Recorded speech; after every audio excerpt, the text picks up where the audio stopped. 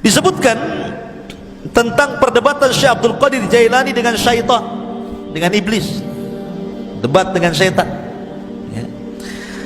Dan itu disebutkan oleh Syekhul Islam Ibnu Taimiyah rahimahullahu taala, dan dikatakan oleh Syekh Shalih Al Fauzan hafizahullahu taala, ini menunjukkan bagaimana kecerdasan fikihnya Abdul Qadir Jailani.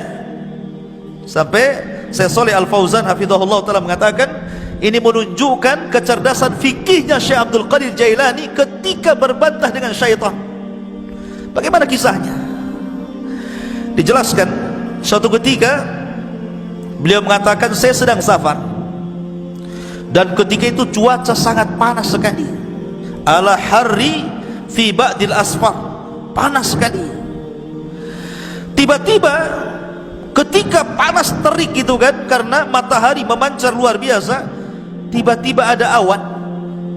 Awan itu menaungi kepalaku, menghalangi antara terik matahari dengan kepalaku.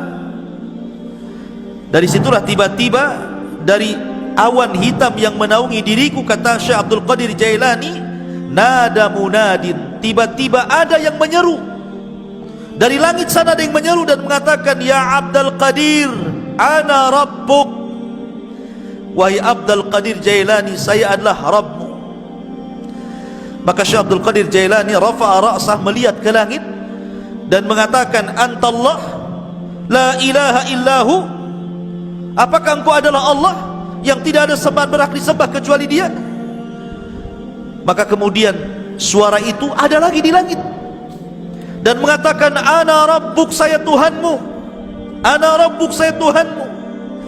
Syekh Abdul Qadir Jailani mendengarkan sampai akhirnya, setelah dia mengatakan ana rabbuk wa qad ahlaltu laka ma haramtu alaika ya Abdul Qadir, saya Tuhan wahai Abdul Qadir, aku telah halalkan yang sebelumnya kuharamkan kepadamu. Maknanya semua manusia haram melakukan ini, kau halal.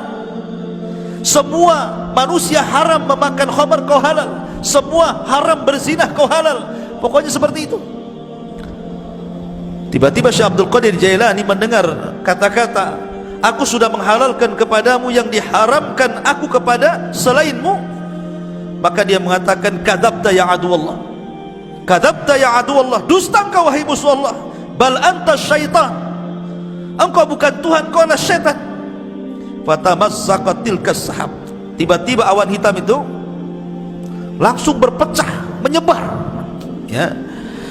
Lah dari situlah tiba-tiba kemudian muncul lagi suara dan mengatakan, ya Abdul Qadir, najauta minni bifiqhika fi dini, wahai Abdul Qadir, engkau sudah selamat, ya. Najauta minni, engkau selamat dariku dengan kecerdasan fikihmu dalam agamamu. Laqad fatantu bihadzal hilah qablaka sab'ina rajulan, sungguh sebelum itu, kata syaitan, aku sudah menguji 70 orang semisal kamu dari kalangan para ulama, kalangan zuhad, dan mereka terkena fitnahku kecuali kamu, katanya, ya.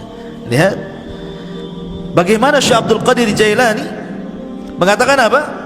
Tidak mungkin. Kenapa? Kenapa Syekh Abdul Qadir Jailani mengatakan kadzabta, dusta kamu? Karena kata Syekh Abdul Qadir Jailani, ketika ditanya,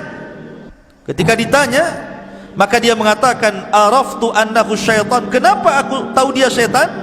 Karena ketika dia mengatakan, aku halalkan kepadamu yang kuharamkan kepada selainmu, maka dia mengatakan, li anna ba'da Rasulillah sallallahu alaihi wasallam la tahlila wa la tahrim, tidak ada yang berhak menghalalkan dan tidak ada yang berhak mengharamkan setelah Nabi sallallahu alaihi wasallam. Bagaimana mungkin kalau kemudian dalam dunia tarekat, ya, di mana orang itu kalau sudah tingkatan makrifat sampai meyakini adanya hululiyah, manunggale Gusti, itu ya, bahwa Allah itu betul-betul menyatu dengan badan, tiba-tiba kemudian seseorang boleh tidak melaksanakan sholat, boleh meninggalkan zakat, boleh meninggalkan puasa, boleh tidak haji, karena alasannya Tuhan sudah menyatu, ana anta anta ana, bahasanya saya kamu kamu saya, katanya. Bingung dia, mana saya, mana Tuhan, karena menyatu masalahnya. Makanya terkadang makin makrifat itu bukan makin baik, makin bejat, kan begitu. Karena dia meninggalkan sholat, dia meninggalkan apapun. Ketika ditanya kenapa anda tidak sholat, siapa bilang saya tidak sholat? Bukankah Allah yang mengatakan innas salata li dzikri, sholat itu untuk mengingat diriku. Jadi kalau aku sudah ingat Allah, aku sudah sholat, katanya. Karena sholat itu untuk mengingat diriku. Apalagi kemudian Allah berfirman, u'budullaha hatta ya'tiyakal yakin, sembahlah Allah sampai yakin. Aku sudah yakin, ngapain aku nyembah, katanya kan. Nah, kacau nih kalau sudah Quran dipelintir-pelintir. Padahal yang dimaksud sembahlah Allah sampai yakin, maksudnya sampai ajal. Yakin di sini maknanya ajal, kata Imam Ibnu Katsir rahimahullahu taala dan ahli tafsir yang lainnya. Sembah Allah sampai mati, bukan sampai yakin. Artinya kalau sudah yakin tidak perlu sembah, gitu ya. Nah, itu kebelinger tuh. Masyarul muslimin. Jadi Syekh Abdul Qadir Jailani mengatakan apa? Dia mengatakan bahwa setelah Rasul tidak ada yang menghalalkan, tidak ada yang mengharamkan. Makanya dia mengatakan kepada syaitan, ya, kadzabta, dusta kamu. Enggak mungkin halal bagiku haram bagi orang lain, atau sebaliknya, kan gitu. Masyarul muslimin yang dimuliakan Allah Azza wa Jalla. Dari sinilah maka Syekhul Islam Ibnu Taimiyah rahimahullahu taala, beliau memuji dua perkara dari sosok Syekh Abdul Qadir Jailani. Pertama, ketika Abdul Qadir Jailani membahas tentang takdir dan membantah penyimpangan dalam Qadariyah. Yang kedua, bagaimana ketika Abdul Qadir Jailani mendebat syaitan. Dari sini salah kata Imam Ibnu Taimiyah, aku sangat mengagumi Syekh Abdul Qadir Jailani, sebagaimana disebutkan Imam Abdul Qayyim dalam kitabnya Madarijus Salikin fi iyyaka na'budu wa iyyaka nasta'in. Ma'asyiral muslimin yang dimuliakan Allah Subhanahu wa taala, Syekh Abdul Qadir Jailani walaupun dia sudah menjadi ulama besar, tapi dia dikenal keberaniannya, laumata laim, enggak peduli orang dia. Dia tidak takut kecuali kepada Allah. Syekh Abdul Qadir Jailani tidak takut siapapun, sampai kepada penguasa dia tidak takut, ya. Dan dia suatu ketika salah satu Khalifah Abbasiyah itu bernadar, nadarnya seperti ini: saya akan beribadah kepada Allah di waktu di mana manusia tidak ada yang beribadah. Gimana caranya coba? Saya akan beribadah di waktu di mana tidak ada satupun manusia yang beribadah. Kira-kira kapan tuh? Mana bisa, ya kan? Satu dunia ini manusia pasti ada yang beribadah, kan begitu ya? Enggak di sini ya di sana, enggak di sana di sana, kan gitu ya. Kapan waktunya coba? Mana kita tahu sampai bernadar seperti itu, saya akan beribadah di waktu manusia tidak ada yang beribadah? Mustahil, ya. Karena setiap detik, setiap menit itu pasti ada orang beribadah di mana-mana. Entah di sini tidak ada, di sana ada, di sana tidak ada, di sana lagi ada, di Indonesia tidak ada, di Mekah ada, di Mekah tidak ada, di Yaman ada, kan begitu. Sulit kita ini kemudian menentukan waktu di mana manusia tidak beribadah, dia beribadah.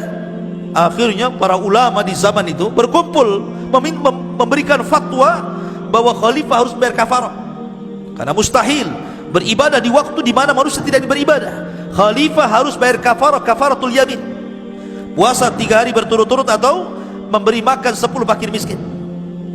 Tiba-tiba Syekh Abdul Qadir Jailani mengatakan, tidak, ya, kamu harus tetap beribadah di mana manusia tidak ada satupun yang beribadah dengan ibadah yang sama dengan kamu. Kata Syekh, kata Khalifah bingung, kenapa Syekh Abdul Qadir Jailani memfatwakan seperti itu? Yang lain mengatakan bayar kafarah, dia pula kau harus tetap melaksanakannya. Kata Khalifah, lalu ibadah apa itu? Kalau saya sholat hari ini, di sana sudah ada orang sholat. Kalau saya puasa hari ini, di sana sudah ada orang berpuasa. Kalau saya umpamanya sedekah hari ini, di sana ada orang sedekah. Ibadah yang mana yang tidak bisa kemudian sama waktunya dengan orang lain? Katanya, Syekh Abdul Qadir Jailani, kau harus berangkat ke Mekah, kau umroh. Setelah kau umroh, kamu harus menyempatkan untuk tawaf di saat manusia tidak ada yang tawaf di situ, ya. Akhirnya dia pun betul-betul umroh.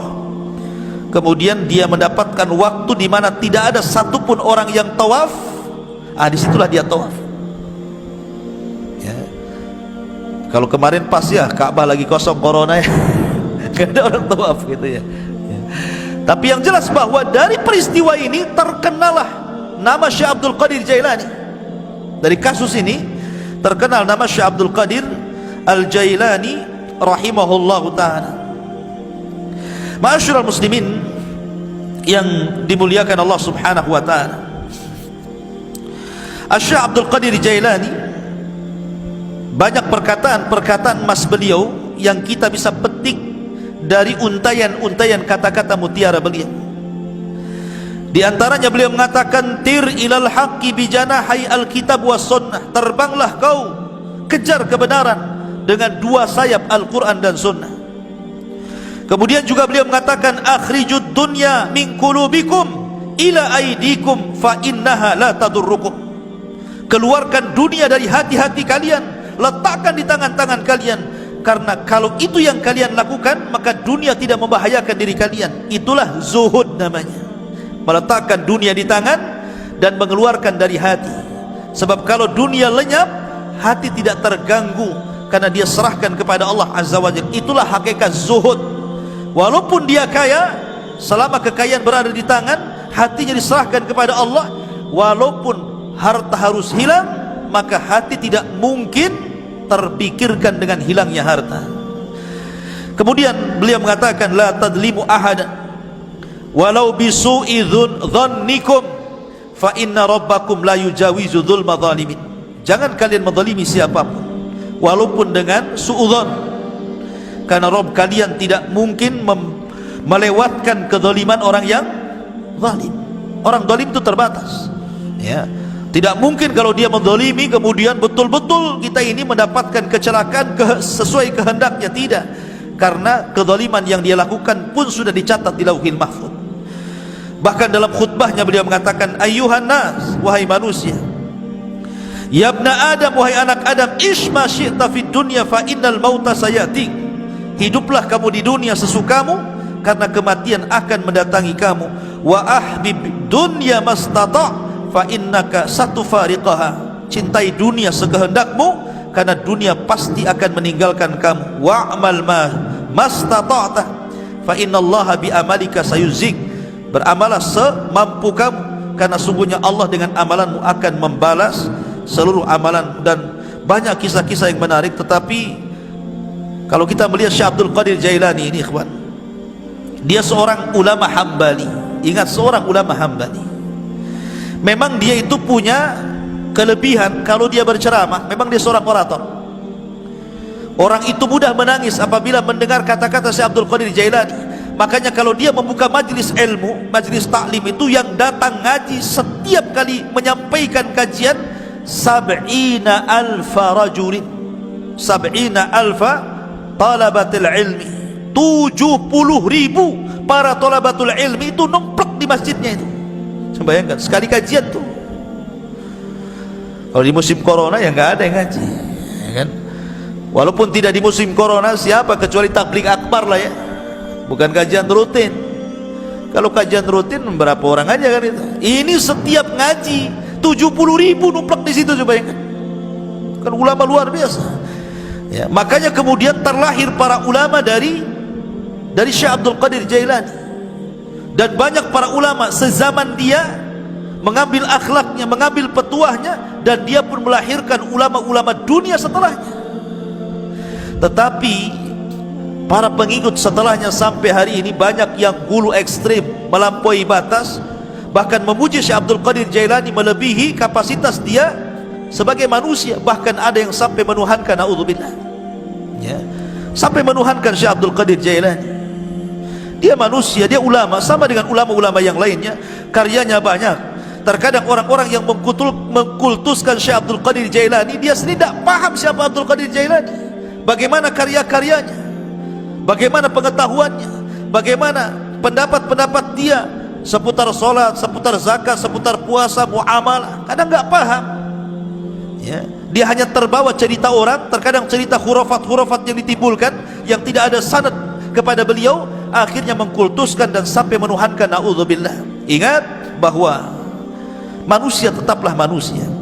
Kita hargai dia seorang ulama besar, ulama hadis, ulama tafsir, ulama fikih, sama dengan ulama-ulama yang lainnya, ya. Dan kita mendoakan rahimahullah, semoga Allah merahmati Syekh Abdul Qadir Al-Jailani. Apalagi nasab beliau memang dua-duanya keturunan Hasan dan Husain, dari jalur bapaknya Hasan dan dari jalur ibunya adalah